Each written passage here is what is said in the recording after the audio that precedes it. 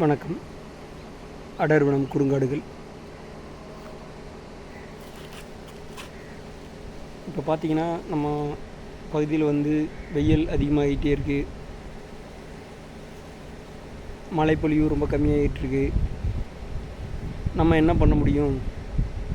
ஒவ்வொரு தனி மனிதனும் அவங்க பாட்டுக்கு அவங்க வேலையை பார்த்துட்டு ஓடிட்டுருக்காங்க. இந்த பூமிக்கு நம்ம என்ன செய்யணும், என்ன பண்ணலாம் அப்படிங்கிற ஒரு சிந்தனையே யாருக்குமே இல்லை.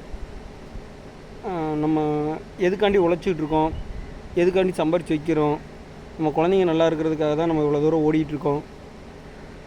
நம்ம அப்பா ஓடினார், நம்ம நல்லா இருக்குமான்னு கேட்டால் பொருளாதார ரீதியாக வேணால் நல்லா இருக்கலாம்.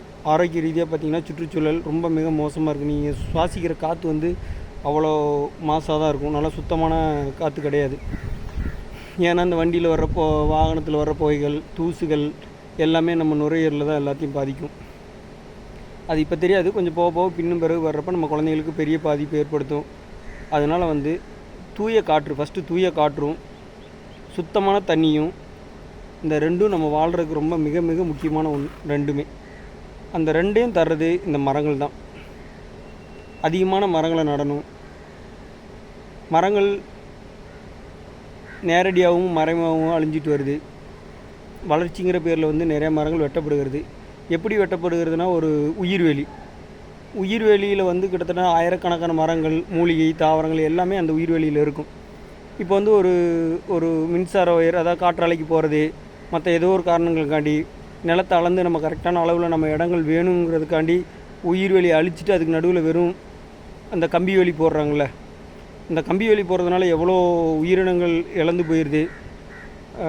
நம்ம பகுதியில் நிறைய தேவாங்களாக இருக்கும். ஏகப்பட்ட உயிரினங்கள், 1-2 இல்லை, அதுக்குள்ளே லட்சக்கணக்கான உயிரினங்கள் இருக்குது. அந்த உயிரினங்கள் பூராமே அழிஞ்சு போயிடும். அது வாழ்கிறதுக்கு வாழ்விடம் இல்லாமல் போயிடும். இப்போ எப்படி நம்ம குடியிருக்கிற ஊரை ஃபுல்லாக நிரவி வச்சுட்டா எப்படி நீங்கள் குடியிருப்பீங்க? யோசிச்சு பாருங்கள்.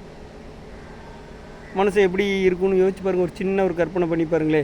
இப்போ அது அந்த மரத்துக்குள்ளே, கிழவு மரத்துக்குள்ளே, மூஞ்ச மரத்துக்குள்ளே, செடி கொடிக்குள்ளே அவ்வளோ அழகாக நல்லா படுத்து தூங்கிட்டு இருந்த அத்தனை குருவிகள், பறவைகள், முயல்கள் எல்லாமே நீங்கள் அந்த கம்பி வேலிக்குள்ளே எப்படி அது வாழும்? யாரை கேட்கும்?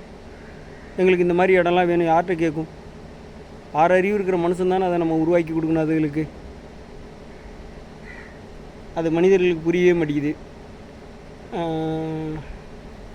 80கள்லாம் நல்லா சிறப்பாக தான் இருந்துச்சு. கிராம பகுதிகள் எல்லாமே நல்லா வளர்ச்சி அடைஞ்சிருந்துச்சு. இப்போ நமக்கு எப்படின்னா, நமக்கு ஒவ்வொருத்தங்க வாழ்கிறதுக்கு ஒவ்வொரு அப்பார்ட்மெண்ட்டு, ஃப்ளாட்டு, அது இதுன்னு ஏதோ நம்ம மனிதன் வாழ்க்கைக்கு அவனுக்கு தேவையான விஷயங்கள் எல்லாமே செஞ்சுக்கிறாங்க. ஆனால் அந்த விலங்குகளை பற்றி நம்ம கவலைப்படுறதே இல்லை. விலங்குகளோடு சேர்ந்து தான் நம்மளும் ஒரு பல்லுயிர் சூழல், இந்த உணவுச் சங்கிலின்னு சொல்லும்போது அந்த உணவுச் சங்கிலியில் நம்மளும் ஒருத்தங்கள தான் இருக்கும். அது கட் ஆயிடுச்சுன்னா நம்ம உயிருக்கு ரொம்ப மிகப்பெரிய ஆபத்து வந்துடும். அதனால் சுத்தமான காற்றுக்கும் சுத்தமான தண்ணிக்கும் இந்த மரங்கள் ரொம்ப முக்கியம். அதனால் அதிகமான மரங்களை வளர்ப்போம். நன்றி.